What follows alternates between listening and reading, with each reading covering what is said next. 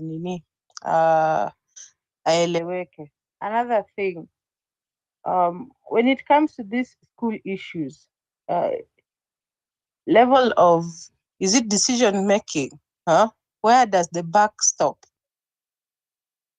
Does it stop with the principal? Does it stop with the teacher? Because kuna mahali hapa hivi, a teacher might want to do the right thing, but the principal wants something else. Unaona? She's the head of that institution. The kid is there. The kid was supposed to leave the space and go to hospital. So the teacher can't take it upon herself to take the kid to hospital without notifying the principal. So are we considering that that maybe there was a difference in decision making hapa katikati, ama was it just that the buck stops with the teachers who are with the child at that particular time? The reason why I'm asking this question is this. When I was in high school, the first speech our principal gave, was about bullying. Us as Form 1s, then the rest of the classes. So she came and said to the rest of the classes, because we were at an assembly that morning, we were being introduced to the whole school. And she told the other classes that these kids who are Form 1s, they are new. So if I find that if I hear any complaint from them, I will believe them. Yeah? I will believe them and I will take into account and punish whoever is on the complaint itself from now the other classes. And it so happened that one of the students, as it went along, it gave a precedence to us as we got into class, as in venye tunaingia shule, then you meet a school culture, and ilikuwa. So that school, while that principal was there, never used to have bullying incidents. If it were that umepata bullying incident hapo, the person who did the bullying was either suspended. Give a story. One of my schoolmates, her toiletries, she got her toiletries, and one of the other students alichukua hizo toiletries akaenda. We used to have pit latrines, akaenda akatupa kwa pit latrine. It had everything, her panties, her toothbrushes, everything, her underlying garments zote zilikuwa hapo hivyo ndani. She went and threw them kwa pit latrine, and she was asked, why did you go and do that? I don't know. They had a conversation with the principal. The principal suspended her for 2 weeks and told her, whatever you threw into the pit latrine, you're going to buy double. Because the parents were also called to the institution, and they were told, and that was the consequence of her suspension, because you just can't be suspended without a reason. That was the consequence of her suspension. And I remember that incident was announced on Now the Next, after her resolving the issue and the student being sent out of the school. The incident was now announced and how she took care of it. And she also gave another warning. She said, if anyone is found bullying, they will suffer a consequential wrath just the same as the other student, or even worse. And I'm of the opinion that Kenyans, we don't like taking responsibilities. I'm happy for my principal. We loved her. She left after 2 years of me getting into school. We really loved her. That when she used to come for visitations on Nini, we used to treat her so well, because she took responsibility for us as the underdogs. Yeah. During our time when we were in Form 1, we grew to respect, even when we grew to respect her and the teachers under her. because we could see the responsibility flow from her all the way through to the teachers themselves. Now, are we doing the same thing in this current generation? Ama sisi ni wale watu wa, it's not my responsibility, because usually that's how people take it. It's not my responsibility. Huu si mtoto wangu. So kama si mtoto wangu, then I cannot do anything within my power if I can, to save a child, to take care of a child, or just to help a child if I see them. Yeah. Mimi nasema huyu si wangu, so si responsibility wangu.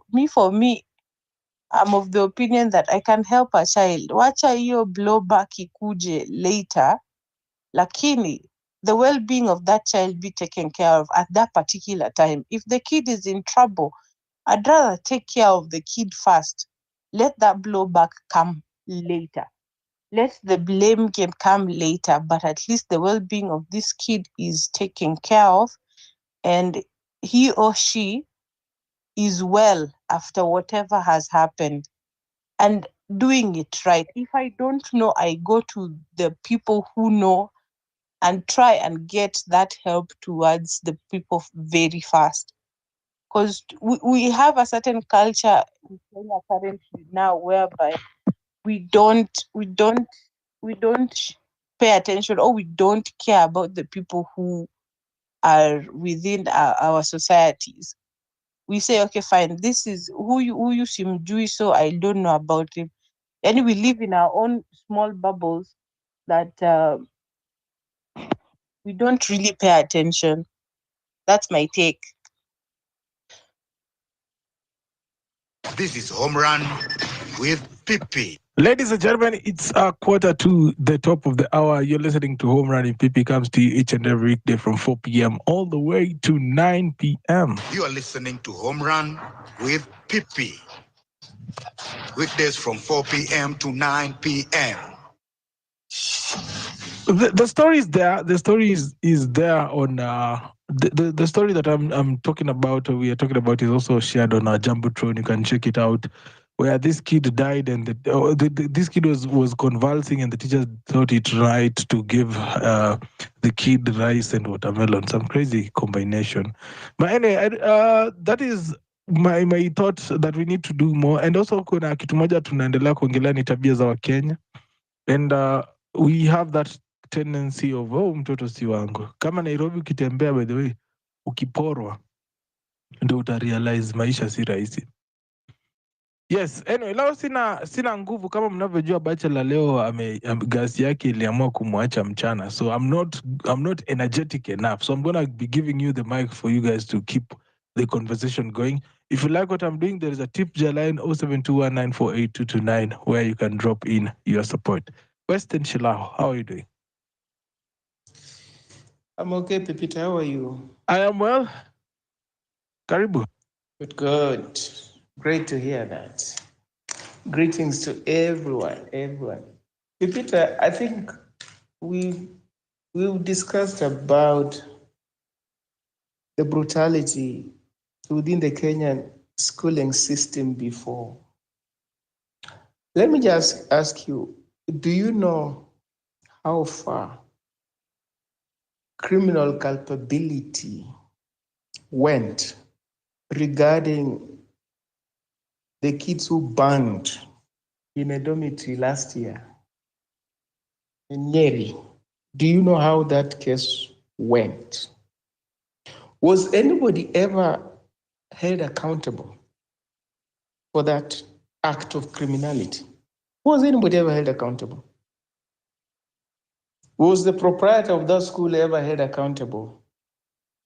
Or the negligence of the ministry officials? Was anybody ever held accountable? That was a criminal act. Your guess is as good as mine. I don't think anybody was ever held accountable. Life went back to normal. If you were to go back to that school, you would still find kids packed in some makeshift room as a dormitory, waiting for another disaster. and life continues. Because Pipita, if there's one thing, you're talking about Tabia as our Kenya, if there's one thing that characterizes the Kenyan society, is disregard for human life.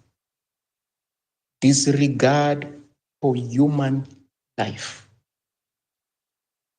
You know, a child dying in school, even one child, in a given academic year, out of sheer negligence or teachers' brutality or torture, name it. For that is what it is. When kids are punished and they die in the course of punishment, that's brutality.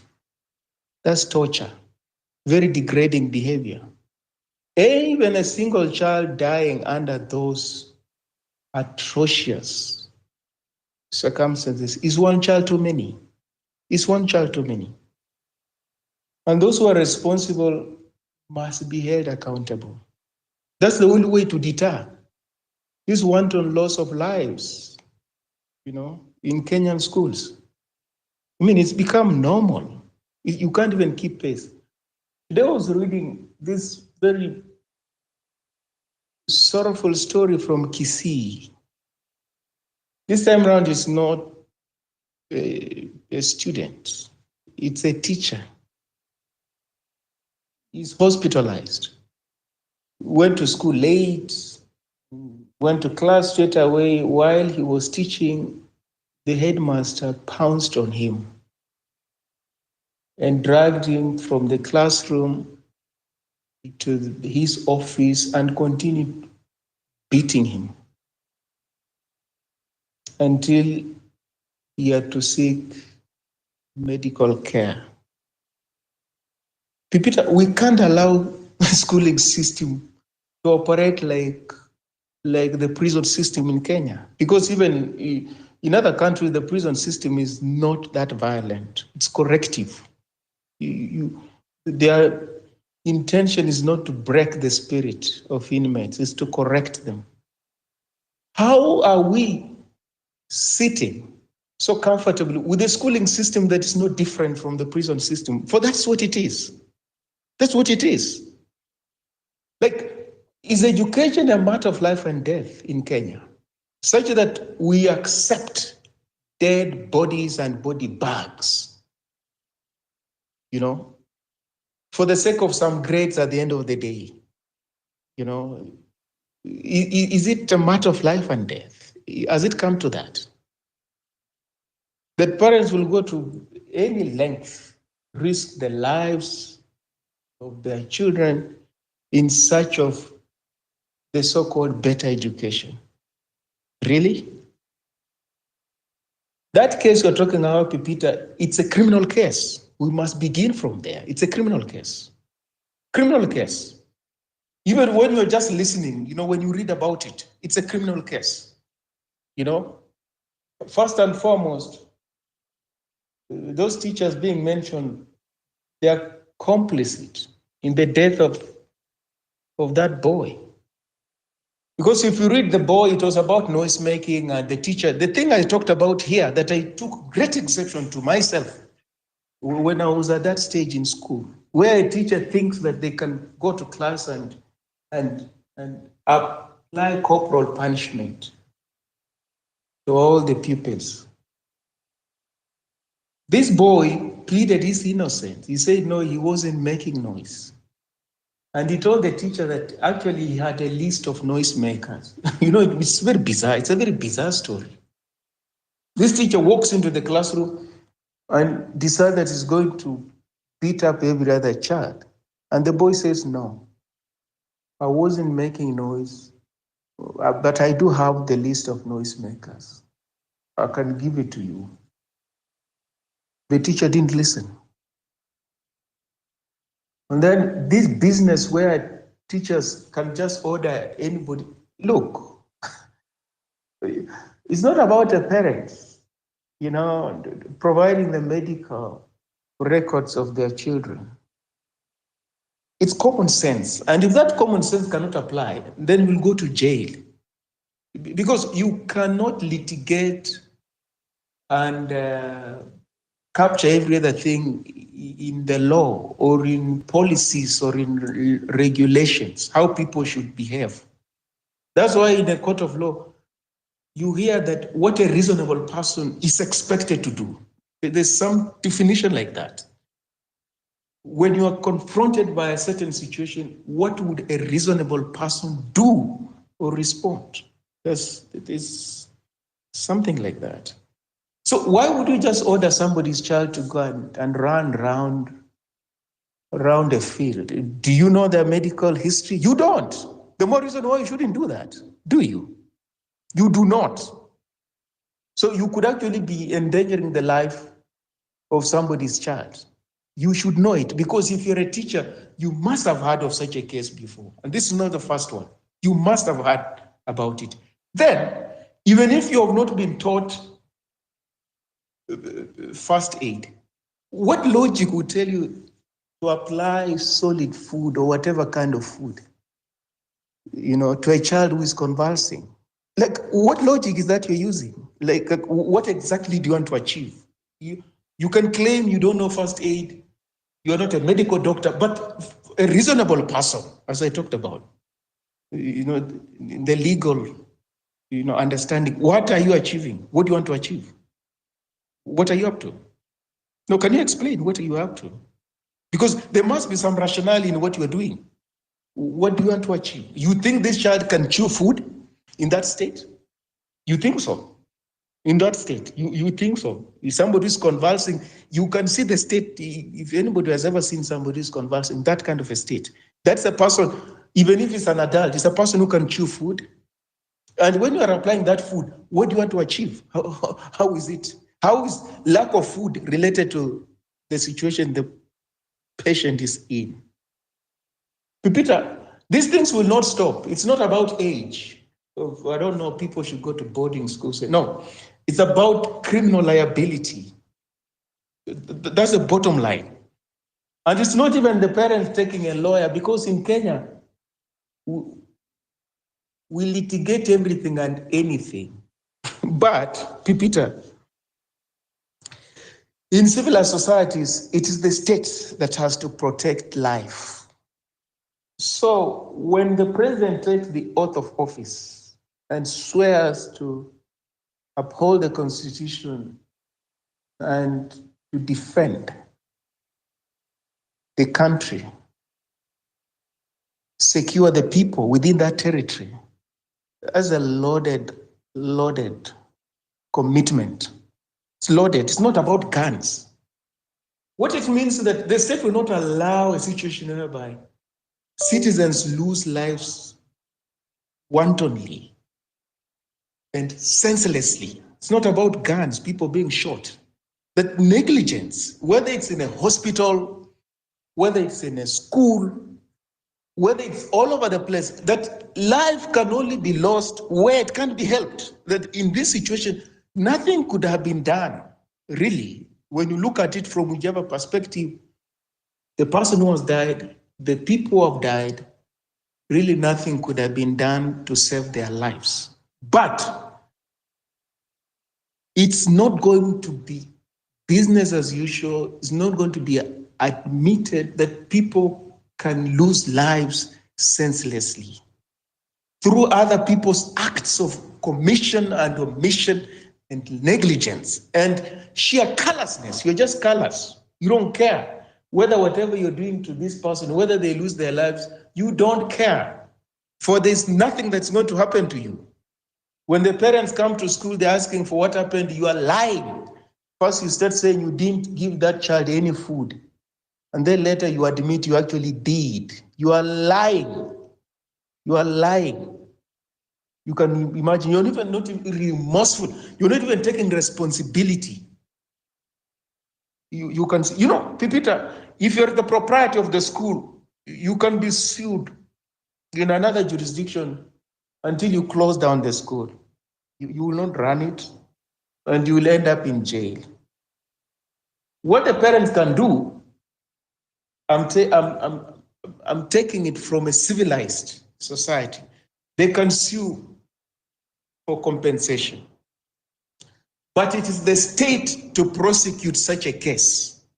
It's not the state, it's not the parents look for a lawyer. As I said, it is the state to prosecute those cases. You can just go to court and follow the proceedings, but it's the state to find justice for the loved ones whose people die under such callous, inhumane circumstances. We don't do it. So we're also pushing the burden to the parents. They must find a lawyer. No, they shouldn't find a lawyer. That's why, if to put it into perspective, what I'm talking about, when the police in another country find a dead person by the side of the road, they will want to establish what happened to that person. Their first instinct is not to find the relatives or whoever. There's the first instinct to find out what happened to the dead person. Did the dead person just die out of natural causes, or there's somebody who is responsible, and who is it? That's how serial killers are found in those societies. That's how that people are dying, and there's a pattern now. These people are dying. There's one pattern we must establish. Who is responsible for this? Yes, we can't stay in a country where people just, disappear and then emerge dead, or where we find it could be women, it could be men. Serial killers, how they identify their victims. They always look for a pattern. So the state, it's their responsibility to get to the bottom of that problem. You can't say the loved ones, it's up to you. You have to look for who is it that is killing your people. So we're doing badly, Pipita. That's the point I'm making. We're doing badly. It cannot be the responsibility of parents or whoever it is. What can you do? Because it's the state that has the machinery. What can you do?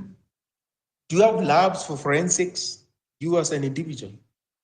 Do you have forensic labs for DNA testing to find out who could be the murderer or the killer of these people, of that person? Do you have it? Do you have the forensic capacity to investigate if your child dies in school under, suspicious circumstances? Do you have the investigative capacity as a parent? It is the state that has to go to the bottom of what happened. So, Pepita, schools are death chambers in Kenya, and that must stop. That must stop. We are not having this conversation, robustly enough. Teachers are getting away with murder, literally, and life just continues. The state cannot do anything, parents cannot do anything. The other day, there was this case in Makini where a parent complained about there was a gun-toting person at that school. Somebody carrying a gun at school and, brandishing a gun before students. And this parent took up that matter and complained. Now, what the school did was to expel these parents' kids. And I think the parent went to court and sued the school. I think he won the case or something. So why would you expel kids because their father or mother is raising issues? Why would you do that? What are you up to? You don't want accountability? You don't want accountability? You don't know that if you're a licensed gun holder, you have got responsibility on how you conduct yourself. Why would anybody who is a gun holder be brandishing a gun in public and all over the place? And people think that that's normal.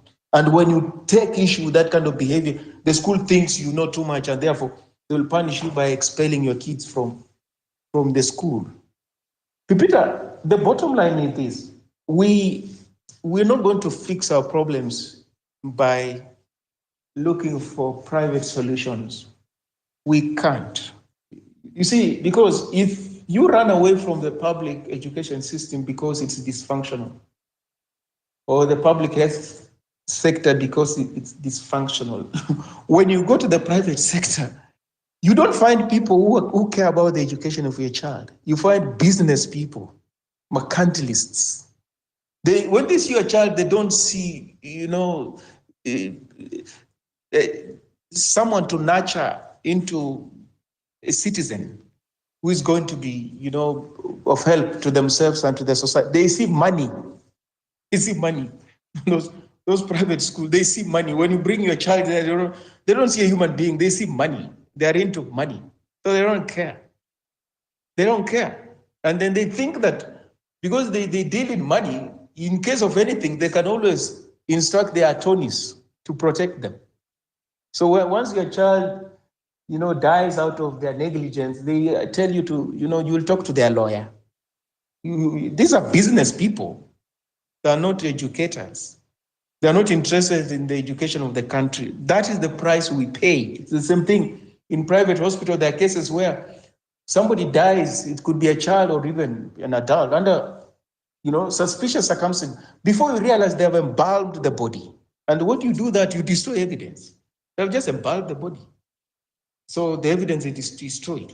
So you can't tell what happened. Like, really? This level of impunity, it's allowed. Because, Pepita, when people acting in their private capacities, engage in criminality, it's easier to deal with them because the state will do all that they can do to arraign these people in court and establish who are these suspects and brought in court and look for evidence and prosecute these people. When criminality is perpetrated by actors outside of the state. But in the Kenyan context, when criminality is perpetrated by state actors, that is something huge. You don't know how to address that. So this violence you're seeing all over the place, this impunity you're seeing in the schooling system, in the health sector, all over the place, matatu sector, along the roads, it's because the state is criminalized. There's no accountability as far as state actors are concerned.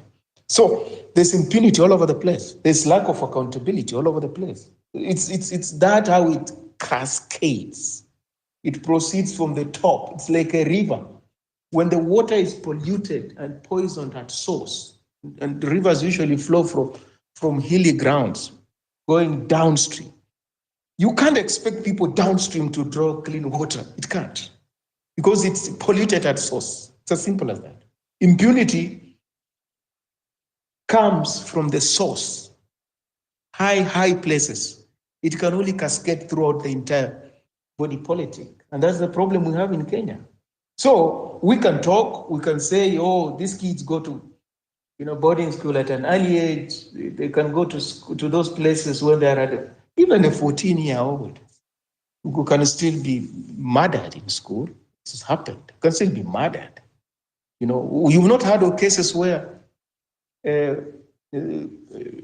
students of that age in high school complain that they are sick and teachers just dismiss them.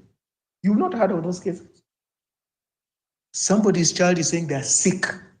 The teacher is saying, no, you want to evade an exam. There's an exam tomorrow. You must stay in class. You don't even go to the dormitory. You can't be sick. You're scared of exams. Exams are beginning next week. We haven't heard of those cases. Somebody's child is forced to sit in class and the situation deteriorates. By the time the parents are called, it's too late. They're gone. We've not heard of those cases. So it's not age. It is impunity that must be arrested. And people who are responsible for this must be arrested and jailed. That's how you sanitize society. You can't sanitize society by preaching, saying people should do good. They will not do it because they don't do it. They will not do it. They don't do it. But if people go to jail, then you can predict. If you allow somebody's child to sit in school while they are sick, you will be held criminally responsible for what's happening. The teacher will go to jail, the school will be sued. It's as simple as that. It's as simple as that. We don't see these things. So you take your child to a boarding school and you cross your fingers. If you get a call, you don't know. You don't know what that call is about. Kenyan parents, that's the situation they're in. If your child is in a boarding school and you receive a call, you start panicking. Your heart starts racing. It could be the worst news of your life. It could be the worst news of your life. When they finish, then they come home, it's a sigh of relief. Who wants to stay in such a country? And who wants to take their child in such a school? Who wants to? So the schooling system in Kenya is colonial, still very much colonial. It hasn't changed.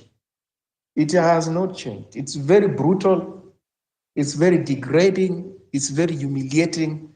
It's where people come out with low self-esteem because of the dehumanizing treatment that they've been subjected to over the years. Teachers just taunting students, taunting them, just insulting them, abusing them, and getting away with them.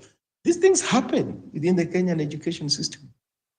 That is abuse, psychological abuse. Even if they're not beating you up, sometimes they just insult students, call them names, body shame them, all sorts of things. These things happen. They do it. So it's not just even bullying students against students. Teachers even bully students in Kenyan schools. They bully them. They do. So this must be arrested. This culture must be arrested. But who can arrest it? It's the government that should arrest that. It's the one that should arrest that. Put a stop to this culture of impunity. Put a stop to this callousness that if you want to be a teacher, you will be held accountable because you are taking care of young lives. And if you want to be a teacher, you do not have nurturing traits, you'll have to think twice. If you just want a job, you want to be a teacher because you just want a job, you'll have to think twice because you could end up in jail. You should make that clear. If it's just a job you want, you are not interested in nurturing young lives, being a mentor, being a role model, you think you are another police officer. The only thing, the difference, you don't have a gun, but you are another police officer. If you had a gun, you'll be shooting these kids. It should be made clear that that is not going to be allowed. You will go to jail. Even if you're a principal, you'll be marched from your office direct to court.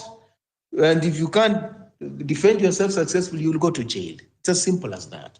Let's not normalize a situation whereby we can only arrest border, these people in the marketplaces. We must normalize a situation where we will arrest even people who think they're part of the elite within the Kenyan society. We must normalize that. That's the only way we can right this country. Because your privileges, you're earning a big salary, but the accountability is also huge. Accountability is also huge. Those privileges you have, the trade-off is that accountability is expected of you. And if you fall short out of negligence or sheer impunity, we can promise you will go to jail. I think we should normalize that. We haven't yet normalized that, Pepita, and that's my fear. So it's not the parents who are to blame. It is the system which is violent. The education system is violent. And the government has let things to degenerate over the years. It can't do anything, it abets that violence. That's the challenge. Secondly, the government has run down the public infrastructure, whether it's education, healthcare, and leaves Kenyans with no option to explore other opportunities, which turn out not to be any better. They just turn out to be death chambers. And where people just wait for you are sick, they want to raid your money, your bank account, whatever.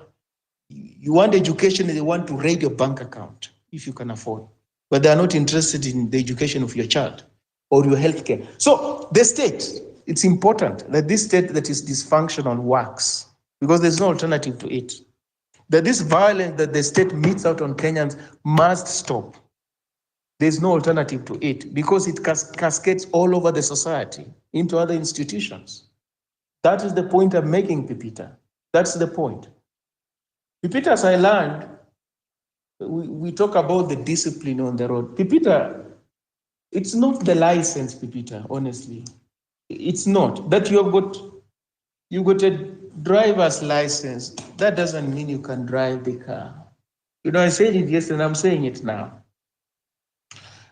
You see, in a driving school, they will teach you the mechanics of a vehicle, And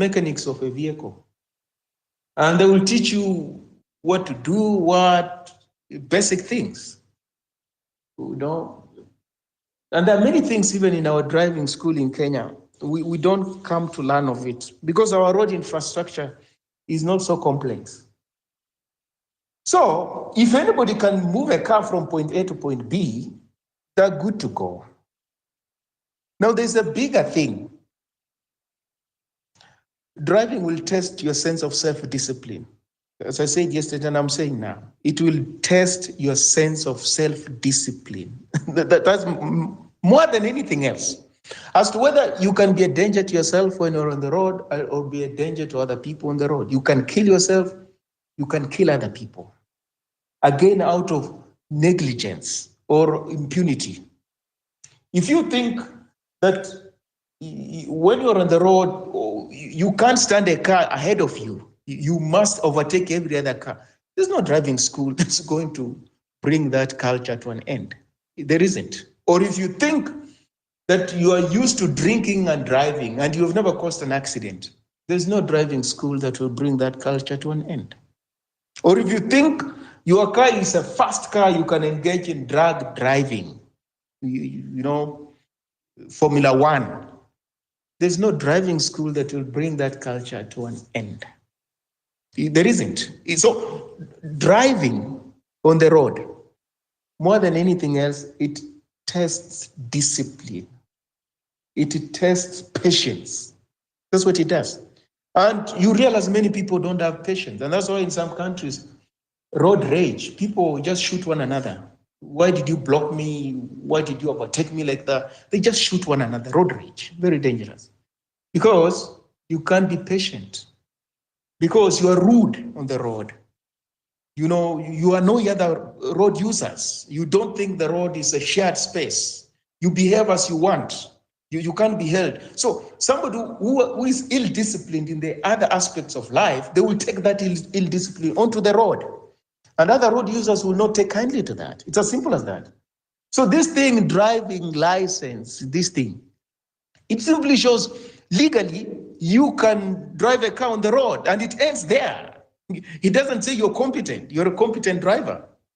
Your competence will be tested on how you behave in certain situations. When you're stuck in a traffic snarl-up, how do you react? How do you react? How do you respond? Do you lose your patience? Or are you patient to let other motorists who are ahead of you to go and then you clear, everybody goes? Or are you impatient? Those are things that you can't be taught. So it's your culture, your behavior, your attitude that are manifested on the road. It's as simple as that. So we fetishize, you know, these legal paraphernalia things. You know, this person caused an accident because I don't think they went to a driving school. No, you may have gone to a driving school, but you are just an ill-disciplined person. And if you don't kill yourself, you're going to kill other people. If you're not arrested and your license is confiscated, you're going to cause harm to other people. So it's important we get that clearly. You know, people can learn how to drive from home. If your father has got a car, you can learn how to drive even when you're a minor. You can learn to do that. This is not a difficult thing. Before you get majority age, you already know how to drive. So by the time you get a license, you've been driving for quite a number of years. But what will determine as to whether you'll be a competent driver is not really that you've been driving for years. It's about your culture, your predisposition, how you behave when you're on the road. Or if you take alcohol, whether you can take alcohol and at the same time drive a car and think that that's fine. Whether you want to see how a car behaves if you speed. So those kind of things, Peter, there are more than anything else that count. And then, Peter, 1 minute as I learned, as I said, it's also about the road network. You can be okay on Kenyan roads, but your life is also dependent on other road users. Because as I said, the roads are not well designed. They're not well constructed. So the road themselves are death chambers. You have ever asked yourself why a freeway should have bumps? Have you ever seen a bump on a freeway in a normal country? Freeway, it is a freeway, at the same time it has got bumps. So what is free about it? You know, why should you do that? So the state itself, its dysfunctionality, it's also manifested in how it designs the road infrastructure and many other things. Repeat, I learned on that. Not. Thank you.